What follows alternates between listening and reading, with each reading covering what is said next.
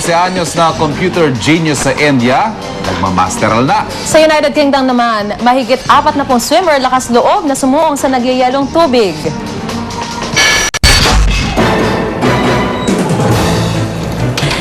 Anyos pa lang pero computer genius na si Mohammed Suwail ng India. 3 years old pa nga lang, bihasa na raw siya sa computers. Kaya sa sobrang galing niya ngayon, tanggap agad si Mohammed sa isang university para kumuha ng Masters in Computer Applications kahit underage siya. Mahigit 20 softwares na ang nalikha ng boy henyo. At pangarap daw niyang makatulong sa computer users sa pamamagitan ng pag-develop ng isang low-cost operating system.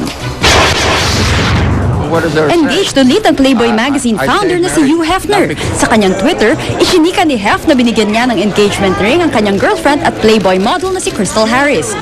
Kung matuloy, ito na ang magiging third marriage ng 84-year-old Playboy boss na kadi-divorce pa lang last year kay Playboy model Kimberly Conrad.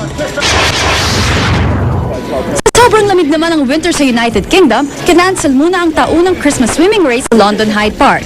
Pero di pa rin napigilang magsilublub sa tubig ang mga sasali sana sa contest.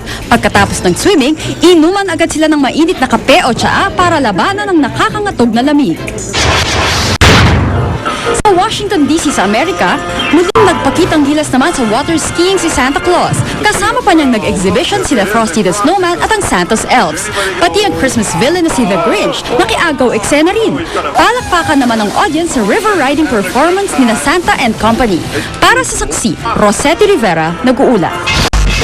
Sa ibang balita naman, pinirmahan na ni Pangulong Noynoy Aquino ang mahigit 1.64 trillion na national budget para sa taong 2011. Pagmamalaki ng palasyo, first time daw na on time ang pagpasa ng budget matapos ang 11 taon. At dahil dyan, magagamit daw agad ang budget sa pagbibigay serbisyo sa publiko. May pinakamalaking porsyento sa budget ang social services sector.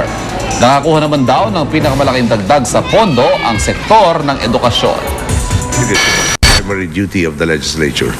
The budget is the most important act of any Congress. Its early passage means that the much-needed programs for poverty alleviation and development can be implemented earlier. Samantala, ipinarada ng mahigit 80 miyembro ng New People's Army ang kanilang mga armas sa pagdiriwang ng ika-42 anibersaryo ng pagkakatatag ng Communist Party of the Philippines kahapon. Sa kuta ng mga rebelde sa Mount Diwata Range sa Surigao del Sur, isang programa ang isinagawa kung saan nagmarcha ang mga miyembro ng NPA, hawak ang matataas na kalibre ng baril. Pumalma naman ang Philippine Army sa anilay lantarang pang-aabuso ng NPA sa suspension of military operations sa pamamagitan ng pagpapakita ng armas. At sa ating showbiz saksi, nagningning ang gabi ng parangal ng 36th Metro Manila Film Festival. Narito ang mga nagwagi sa aking report. And the best festival supporting actor is Dolphy for Rosario. Marami ang manghinayang sa di pagdalo ng comedy king na si Dolphy sa 36th Metro Manila Film Festival Gabi ng Parangal. 2 tropeo kasi ang kanyang napanalunan. Tinanghal siya bilang Best Actor para sa pelikulang Father Jejemon at Best Supporting Actor para sa Rosario. Ang hindi natitinag sa number 1 sa takiliang si Agimat at si Enteng Cabizote, wagi sa Best Makeup at Best Visual Effects. Kami po ni Senator Bong at the rest of the cast, aming director, ang mga producers ay taus-puso nagpapasalamat sa inyo. Nanalo naman Best Picture ang tanging ina mo last na to. Best Director si Wendy Ramas. Best Actress ang bidang si Ai de las Alas. Habang Best Supporting Actress ang kapusong si Eugene Domingo.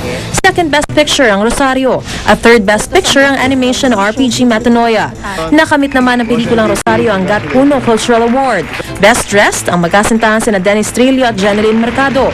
Habang Face of the Night naman sina Sam Pinto at Senator Bong Revilla Jr. The way I look at it, lahat naman deserving yung mga nanalo.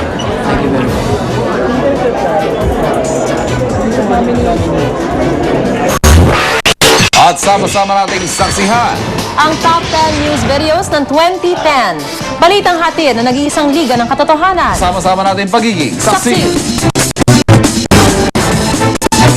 Ang Petron Turbo Diesel ay kaakibat ng saksi sa paghahatid ng serbisyong totoo.